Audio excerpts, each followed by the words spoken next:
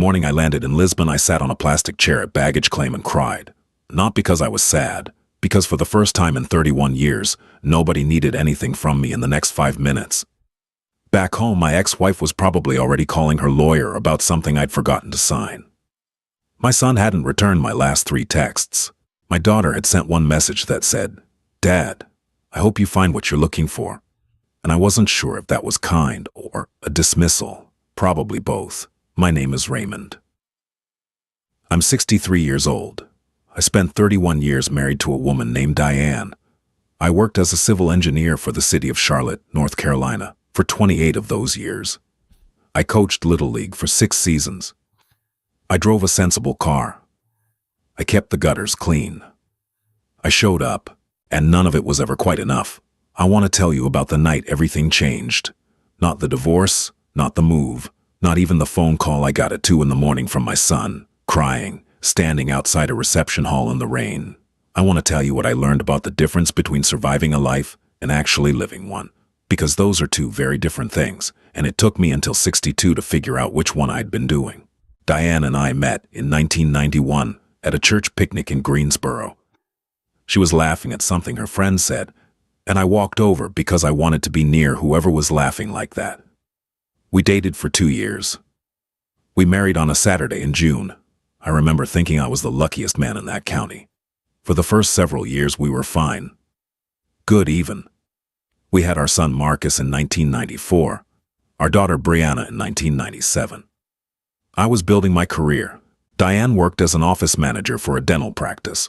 We had a house in a good neighborhood, took vacations to the beach every summer, argued about normal things. But something shifted, and I can't pinpoint the exact year, though I've tried. I think it was gradual, the way a house settles. You don't notice the cracks until one day the door won't close right anymore. Diane started measuring things. Measuring me, specifically. Her colleague's husband had been promoted to senior partner. Her friend's husband drove a BMW. Her cousin's husband had taken the whole family to Italy for 2 weeks. I heard about all of them regularly, like a quarterly performance review I never agreed to participate in. I wasn't failing by any objective measure. We had a 4-bedroom house that was nearly paid off. Both kids were in good schools. We had retirement accounts. I brought home a steady salary with good benefits, but steady and good were apparently not the same as impressive. And impressive was what Diane had decided she'd wanted. Well, around 2015, she started mentioning a man named Gerald. Gerald was a commercial real estate developer she'd met through a client of the dental practice. He was, according to Diane, extremely successful. He drove a Tesla before most people in Charlotte knew what a Tesla was. He had a condo downtown and a place at Lake Norman. She mentioned him the way you mention a fascinating documentary. Interesting, noteworthy, nothing more. Except she kept mentioning him. I asked her once, directly, if there was something I should know. She looked at me like I'd tracked mud on the carpet. "Don't be like that, Raymond. We're just friends." I believed her. That was my mistake, and I own it. Not because trusting your wife is wrong, but because I believed her and then stopped paying attention.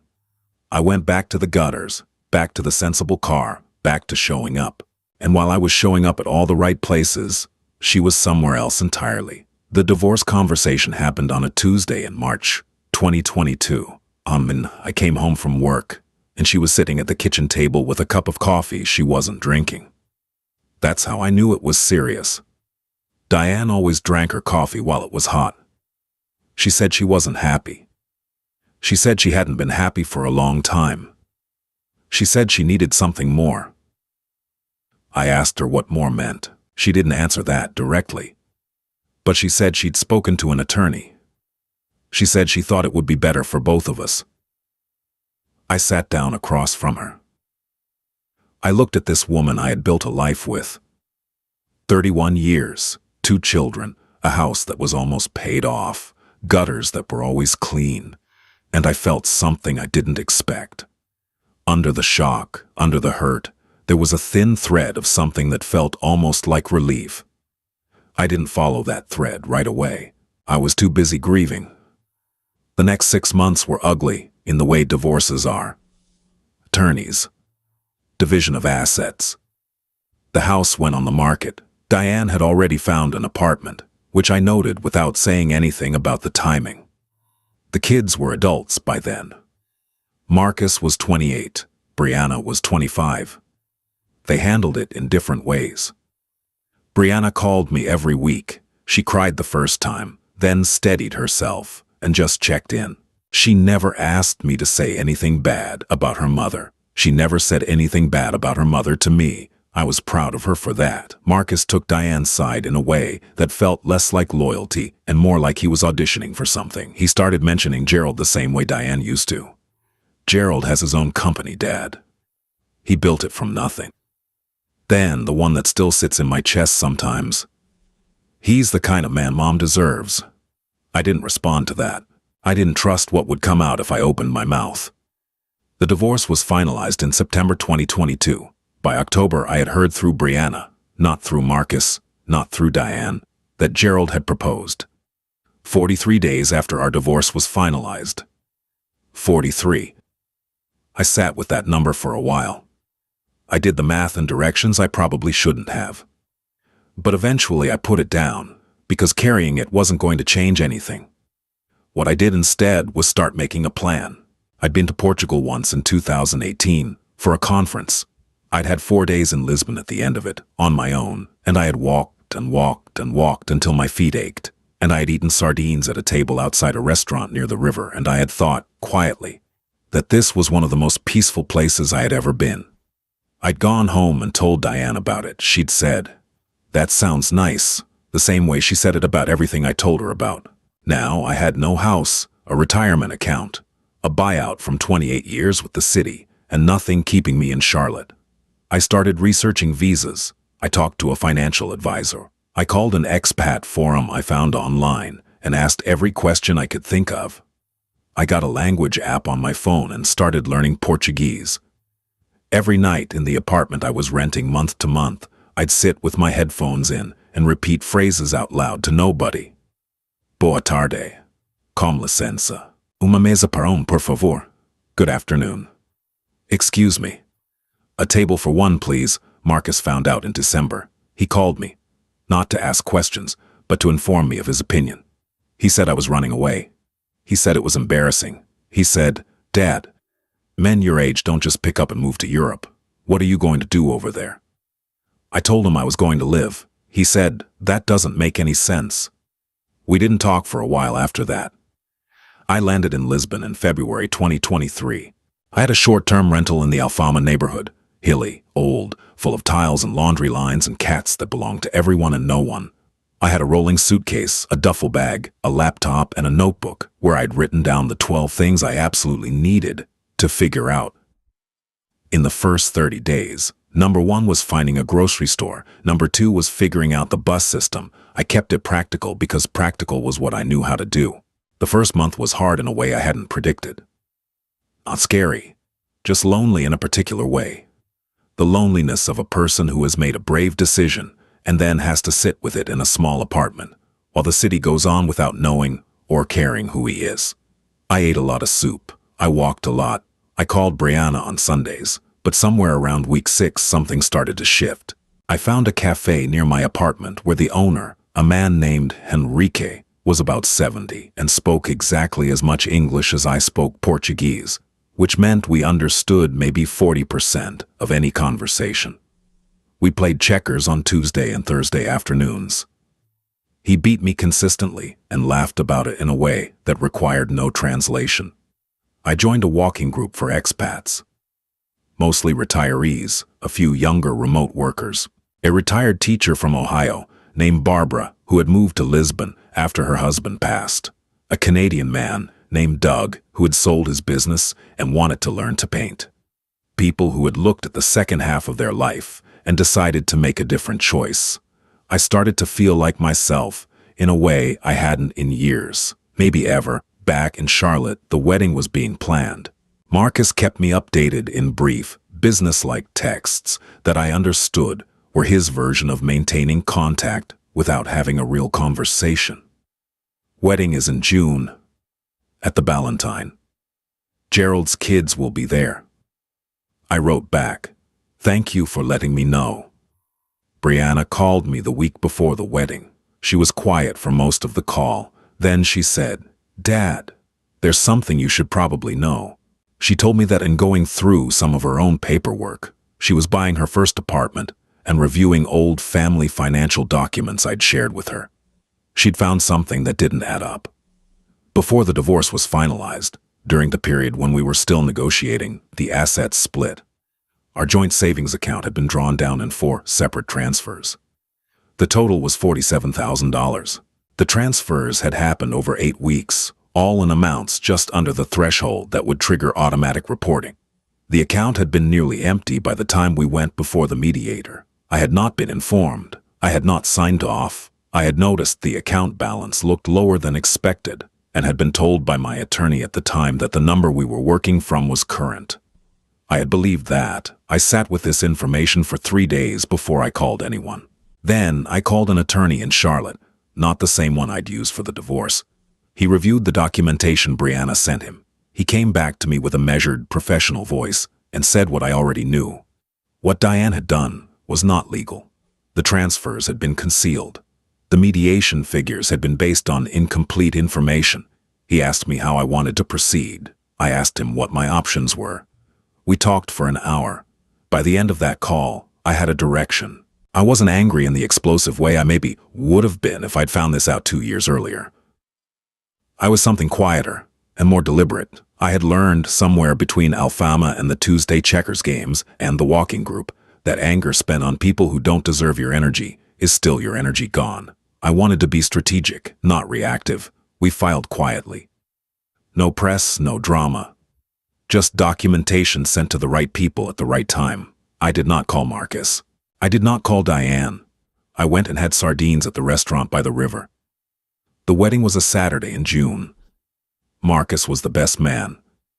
I knew this because Brianna had told me, in the careful way she told me difficult things, always with love first, always with space for me to feel whatever I felt. I was in Lisbon. I was not invited and had not expected to be. I spent that Saturday walking along the waterfront with a podcast in my ear, and I thought about the June Saturday 31 years ago when I'd married Diane in Greensboro, and I felt something about it that I still don't have the exact right word for. Not grief, not bitterness. Something more like acknowledgement, like closing a book you read a long time ago and setting it gently on a shelf. I got the call at 2:17 in the morning, Lisbon time. That's 9:17 in the evening, Charlotte time. The reception would have been winding down. It was Marcus. He was outside. I could hear traffic, someone laughing in the background, the muffled thump of wedding music through a wall. He sounded like he'd been crying. He also sounded like he'd had a few drinks, which I understood was probably the only reason he'd picked up the phone. He said, "Dad." Just that word.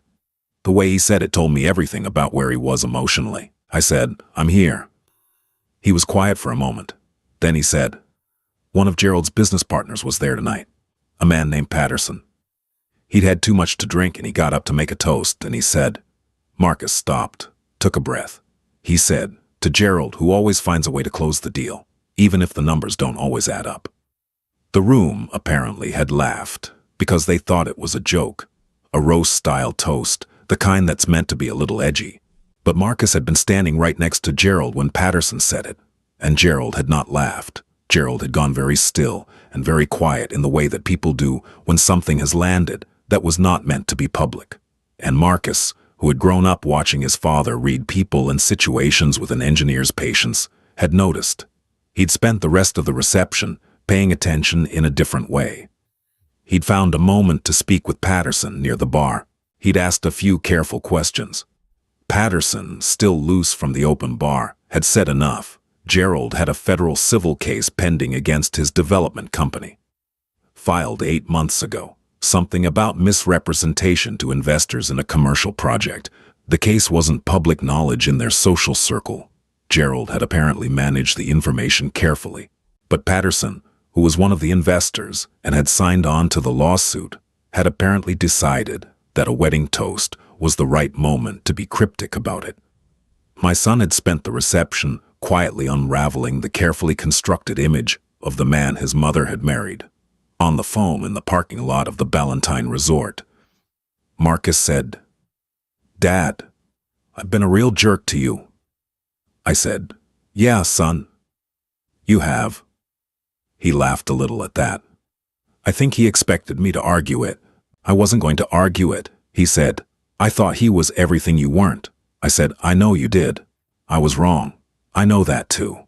Another long quiet. Then, "Are you okay over there? Like, actually okay?" And I told him the truth. I told him about Henrique and the checkers, about the walking group, about Barbara from Ohio and Doug from Canada, who was learning to paint. I told him about the sardines by the river. I told him that I woke up in the morning and felt, for the first time in a long time, like the day belonged to me.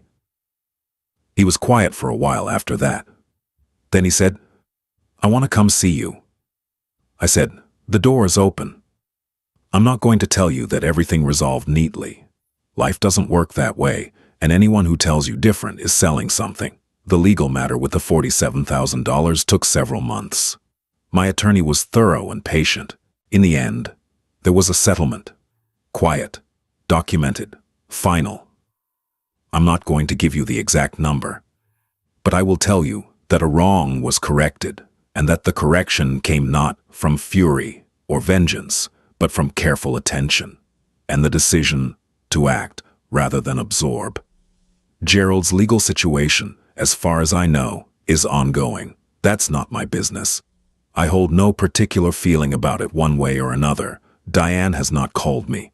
I don't expect her to. Whatever choices she makes now belong entirely to her, and I mean that without malice. We built something together for 31 years. Parts of it were good. The two people we raised are good. That counts. Marcus came to Lisbon in September. He stayed for 10 days. We walked the city together, which is the best way I know to have real conversations. Side by side, moving, without having to look directly at each other. We talked about things we'd never talked about.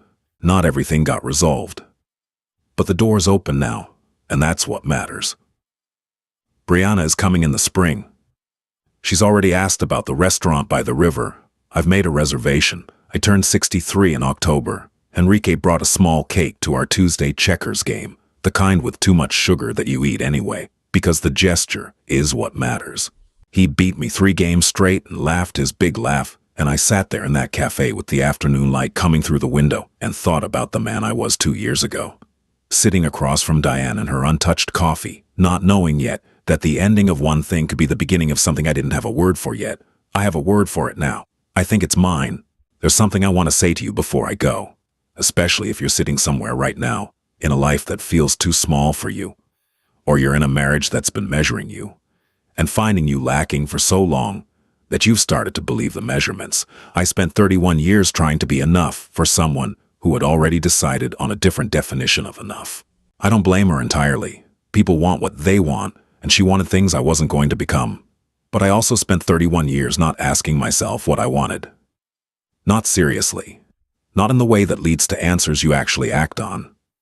The question isn't whether you're rich enough or impressive enough, or whatever the word is that someone else has been using. The question is whether the life you're inside is actually yours. I'm 63 years old. I play checkers on Tuesdays and Thursdays with a man I can barely talk to and somehow understand completely. I eat sardines by the river. I walk this old, hilly city, and I know the names of the streets in a language that still surprises me sometimes when it comes out of my mouth. I am not running away. I am exactly where I am supposed to be, and if you're waiting for a sign that it's not too late, well, here I am. Raymond. 63. Alfama neighborhood. Table for one with plenty of room for whoever shows up. Thank you for being here with me.